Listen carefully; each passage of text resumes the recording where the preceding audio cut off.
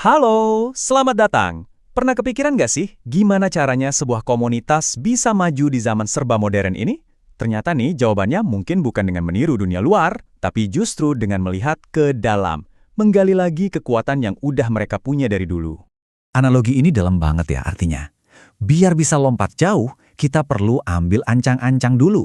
Nah ini tuh persis kayak membangun sebuah peradaban yang unggul. Kita nggak bisa cuma lari terus ke depan, tapi sesekali perlu mundur sejenak, lihat lagi akar budaya kita, yaitu kearifan lokal. Tapi, ada satu tantangan besar yang menghadang kita semua, globalisasi. Proses yang bikin seluruh dunia nyambung ini tuh ibarat pedang bermata dua. Di satu sisi menjanjikan, di sisi lain, ya mengancam. Di satu sisi, globalisasi itu bagus, mendorong kita buat jadi lebih kompetitif, lebih kreatif, dan dinamis. Tapi di sisi lainnya, ada ancaman yang nggak kelihatan. Nilai-nilai dari luar, kayak individualisme dan materialisme, bisa pelan-pelan menggerus inti budaya kita, misalnya semangat gotong royong dan rasa kebersamaan. Nah, ini dia pertanyaan kuncinya. Gimana caranya kita bisa ikut lari di panggung global tanpa harus kehilangan jati diri kita sendiri? Ternyata jawabannya mungkin jauh lebih dekat dari yang kita kira. Dan inilah jawabannya. Kekuatan untuk menghadapi globalisasi itu nggak perlu dicari jauh-jauh, karena sebenarnya udah tertanam di dalam setiap komunitas. Kekuatan itu namanya kearifan lokal. Jadi, apa sih sebenarnya kearifan lokal itu? Gampangnya, anggap aja ini semacam DNA budaya dari sebuah komunitas. Isinya itu pandangan hidup, nilai-nilai, dan cara-cara bijak yang udah teruji zaman yang jadi panduan masyarakat buat berinteraksi satu sama lain dan juga dengan alam. Terus, ada juga yang namanya pemberdayaan komunitas. Ini penting banget ya.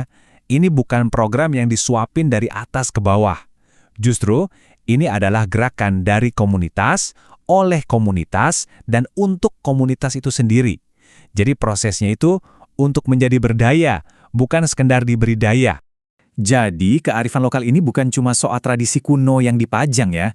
Ini adalah fondasi dari pemberdayaan yang sesungguhnya. Dia jadi perekat sosial yang menjaga identitas dan solidaritas kita. Dan yang lebih keren lagi, kearifan lokal ini seringkali menawarkan solusi-solusi yang paling pas dengan kebutuhan setempat, yang ujung-ujungnya bikin kita bangga dan percaya diri. Oke, konsepnya udah jelas. Keren banget.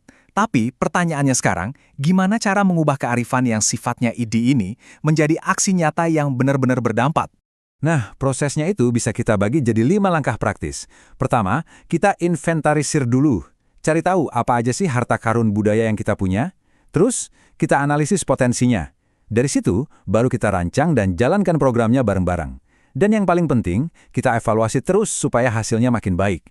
Ini bukan proses sekali jadi, tapi sebuah siklus yang terus berputar. Dan dari semua langkah tadi, ada satu kata kunci yang paling krusial, partisipasi. Pembangunan yang berhasil itu adalah pembangunan yang terasa milik kita bersama, bukan cuma proyek orang luar. Kalau semua orang terlibat, rasa memiliki itu bakal muncul dengan sendirinya. Oke, teorinya udah dapat. Sekarang yuk kita lihat gimana konsep ini kalau diterapkan di dunia nyata. Hasilnya bisa keren banget.